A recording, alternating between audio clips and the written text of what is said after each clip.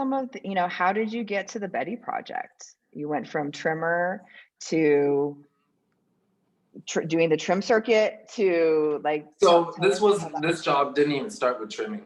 A buddy of mine, a really well-known hash maker, his brand is called High Noon. He honestly one day out of the blue, he asked me what I'm doing, and I said I wasn't doing much. This was near the beginning of the pandemic, or like kind of near the start, and he asked me, it's like, I can't help move these things, can you? And that's all he told me. And I showed up in this warehouse, and I even turned to my friend when I got there, or like I saw him later, I'm not sure, but I asked him, I'm like, do you know if I'm gonna get paid for this, or am I just gonna show up for a little bit and things are gonna work out? And he's like, I guess so. And sure enough, like I showed up there for 2.5 weeks, bridging on to 3 weeks. Then all of a sudden, then the trim was coming up. It's like, okay, great, I'll sit in on the trim. And I did like I said, I don't like to be very modest about it, but yeah, I had the best numbers that day. I had the best numbers all week. I was able to give pointers on how to run a more successful trim based off of my experiences at other trim rooms. And that's kind of what started off me here. By putting myself forward, by being resourceful, they took note and brought me onto the team. And at first it was just as a trim manager. Afterwards, it became distro, it became site operations, and it became this whole bigger role. And when I say process manager, like, yeah, I am working with 30 pounds of weed, 40 pounds of weed, 50 pounds of weed every month or so. From taking it from dry to trim through cure before it can be sent out to packaging or sold to somewhere else. The job itself, I mean, yeah, it sounds really fun. It's also a lot of work.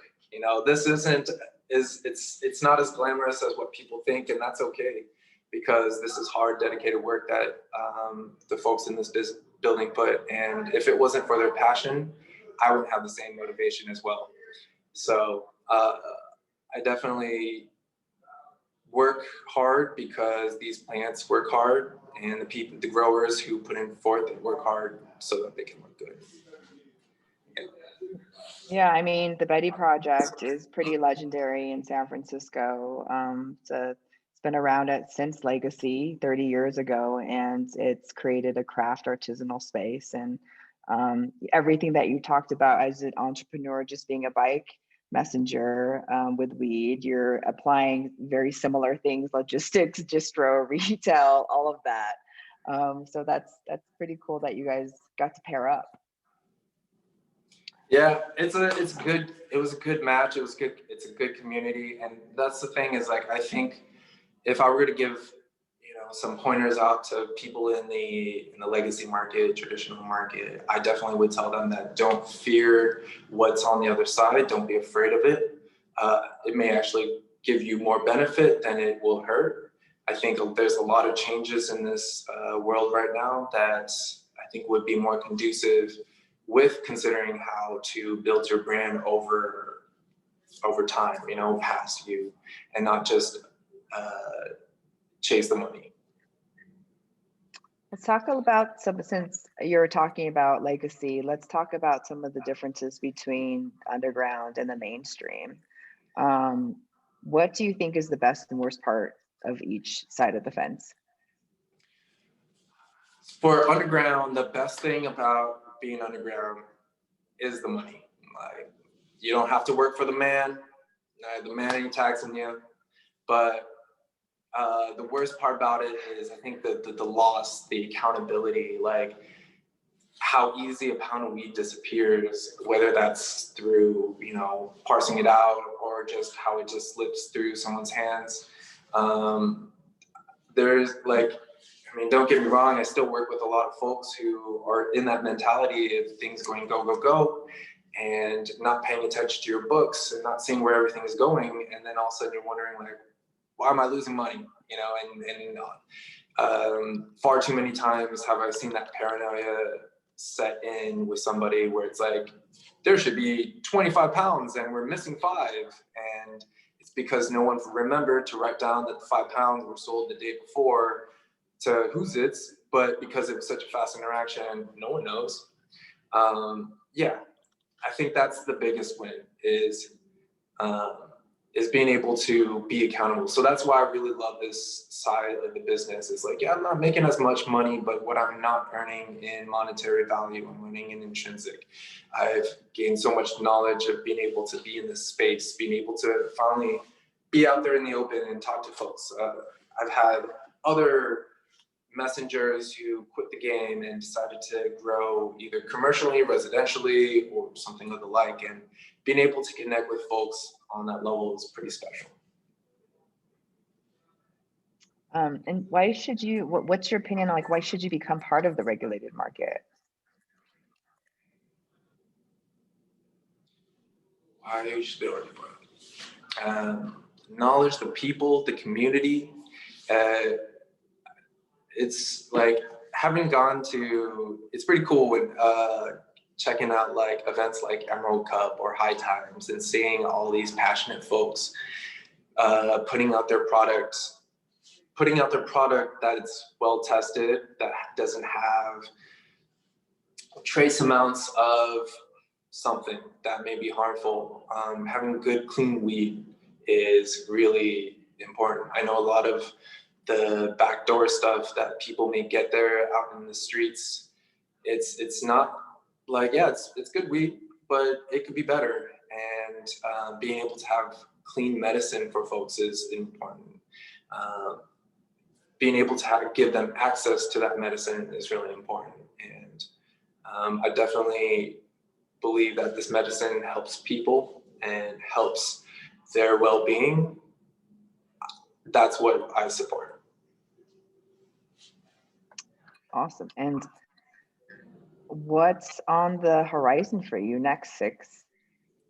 Well, you know, last year, I remember around 420, around this time, I set out to ride 200 or 250. You know what? It's kind of a little hazy up here, but about, you know, a lot of miles, about 200 to 250 miles for the Last Prisoner Project to bring awareness to cannabis prisoners who still have a record, who have not been expunged of their, you know, record criminal activity. And so I wanted to be able to do something similar very soon. And, you know, but that's in the works. And outside of that, I'll be a cannabis dad pretty soon. I'll be having a baby girl coming along. And I'm very excited because both of us being in the cannabis industry, we're gonna have a little wee baby and she's gonna be fantastic. Yeah. I love that. And just to clarify, Six is a long distance cyclist, pretty professional. I remember when I heard of your ride from LA, San Francisco to LA, that was crazy. So really proud that you're doing things like that and super stoked that there's going to be a baby coming soon in a couple of weeks, I think. Yeah, in about a month. Love that. Oh, congratulations. Thank you. Yeah, I'm excited. I would like to say I'm really excited to honestly grow as a parent, have this type of growth in my life. I think this is the next step. When you say, you know, when we talk about like moving into the rec space, I think building our roots, building our family within the space is going to be essential. Yeah, because the future is female, and these plants have so much passion with them. So I'm excited to share my passion, and not just growing this plant, but also growing this kid. So I wanted to chime in on a couple questions. So we tend to interview and talk to more entrepreneurs, like founders. And as a culture, we tend to romanticize the founders. But for you, you were doing things on your own business, running things in Chicago and New York. But then when you wanted to transition, you built your network, and then you kind of aligned yourself with different projects. You started trimming for XYZ, and then you got connected with your friend in the Betty Project. So in starting with a company and working with them, how did you evaluate that they were like solid and that the company had longevity? And being an employee, and because I mean, we all know like the regulated industry is like all over the place, and it's really hard for each of these businesses to function.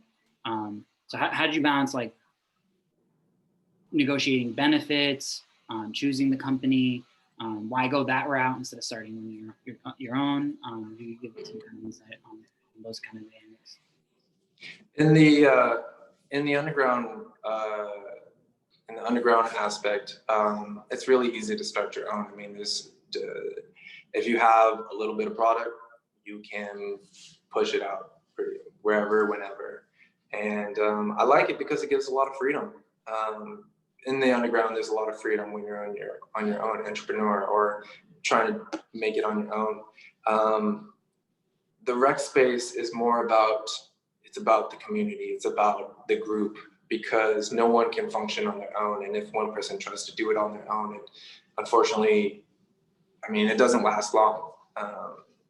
Whether that's because of consistency, whether or not you're be able to be accountable of your job, but also to have the same sanity. I know that a lot of the whole having paranoia setting also makes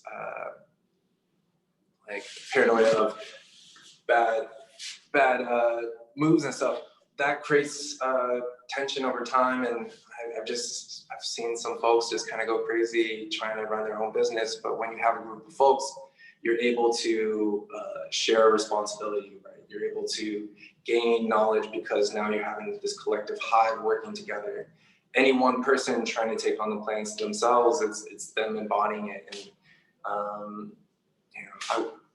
in the early 2000s, meeting master growers, as opposed to now, they could be very normal one moment, and if they don't like something, they'll just flip out, and it just takes a second for them to flip out, and you won't even know it comes on, nor will you know when it stops, and it's kind of a strange thing. So nowadays, I mean, people don't flip out as much, but there's still a lot of big egos, a lot of big personalities in this industry, especially because they did come from the traditional market, because they had their own reputation.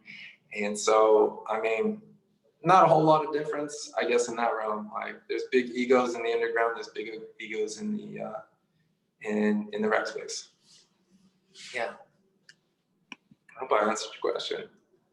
Yeah, I mean, no, you did a great job. It was a complicated question, so there were parts of it. I guess the one part to revisit a little bit more would be in choosing those people and seeing like the vision of the company, or like the product. How did you go about thinking about that? Right. So, I know a lot of folks, the reason why they still work underground is because they don't like working for the man. Like, simple, right? The man. And whatever the man may be is totally up to you, right? For me, after working at the biopharmaceuticals, that was my man. I didn't want to work there anymore. And I realized cannabis gave me the freedom to be my own boss. How I ended up picking this spot is that I got this really great bit of information, like knowledge, when it comes to like working in a grow. And is that you're doing whatever you're doing for the plants. Your passion is for the plants. It's not for the people that's in there. It's not for the politics. It's not for anybody who walks in and out. My goal is to make good plants, or my goal is to support in the growth of quality plants. So my department, choosing these folks, it's that was the forefront. And as long as we align on that, it made it really simple to decide where to go. Okay. It's not to say that, adversity is everywhere and that, that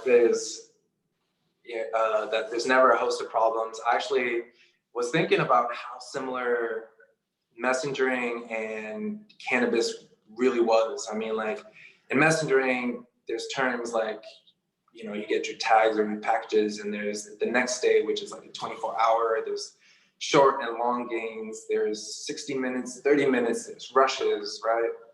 And in cannabis, it's like, well, you got a harvest coming in a couple weeks, but now you got to make sure that the cure room temperatures and humidities are on. So it's turning like into a day, or you have to run to the other side of the building because somebody needs your help, and you're rushing around everywhere.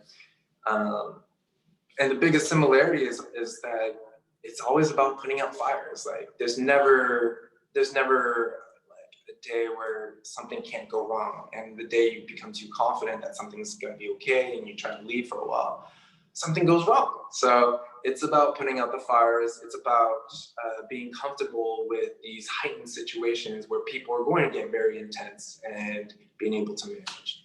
Working with bike messengers for so long, like, there's a lot of those folks around too. So,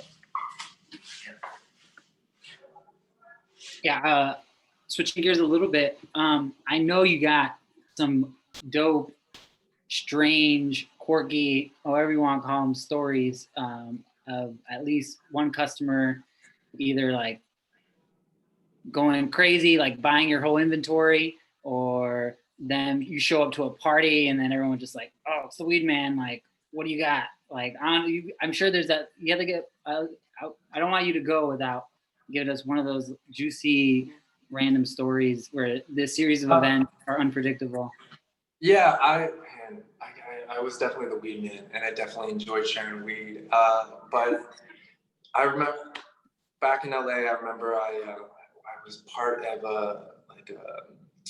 what's that called? I was part of a lowbrow art gallery.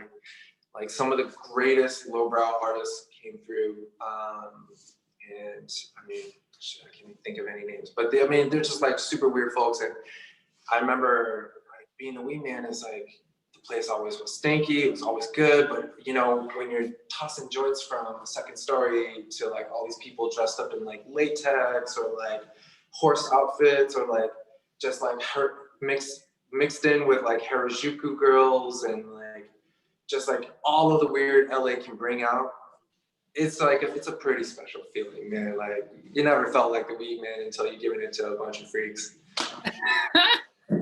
Wow, so this is like an art gallery where people dressed up and oh yeah, you were just throwing out joints. Yeah, it was like they had an event almost every other week, or maybe it was a month, and their themes were insane. Like they had this artist, JJ Villard. He made some of the really crazy artwork from Comedy Central, the late night stuff. It was like Supercar, Superdrug. Anyways, his art, he came out there, and I remember they had like this G.G. Allen sculpture that was like, that had a chainsaw, and it was like chainsawing off like people's like fake legs and arms and stuff, and it's super wild. And then of course that's not just all the weirdness. Like then you go outside, and because we were centralized in like the middle of the warehouse district in LA, like all the freaks and geeks came out from there too. So sideshows, oh man, when people started peeling out on donuts, it took the cops 30 minutes to get there every time. So we had plenty of time to kick it and burn shit. Nice. I just want to ask the audience if there's anyone who has questions for Six, please raise your hand or type something in the Q&A. I have a question for you, Six. As the East Coast is coming online, like what, if you could say something to the regulators, what huge pain point are you dealing with that you would want other markets coming online to think about? invest into programming like this. Talk to people who have already done it. Talk to people who want to share their stories. I know that they're out there, and sometimes it's hard to reach. I was in public affairs, so I was in public affairs for both San Francisco mayor and San Francisco Congresswoman Jackie Spear, and I understand that it's really difficult to bridge the gap between those who have the knowledge and those who seek the knowledge. So community, like programming like this, events and panels similar to this, that's the way you're going to see the most honesty come out.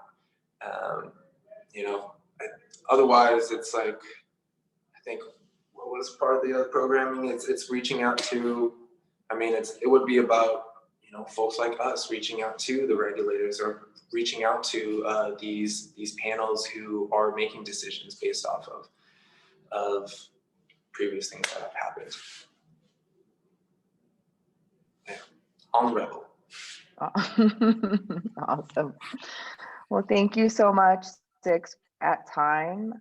Really appreciative of your story and sharing this with everyone in our audience on the East Coast. Congratulations on the baby coming through soon. And we can't wait to have you back. Thank you so much. Thank you. Yeah, Six, super dope, man. I appreciate the sincerity and all the insights, man. Yeah, we made you talk for a long time. There was a lot of questions. Appreciate you supporting, going through. You did a great job. Thank you. Well, it was super fun sharing. I really appreciate you all having me on the show and being able to share my story.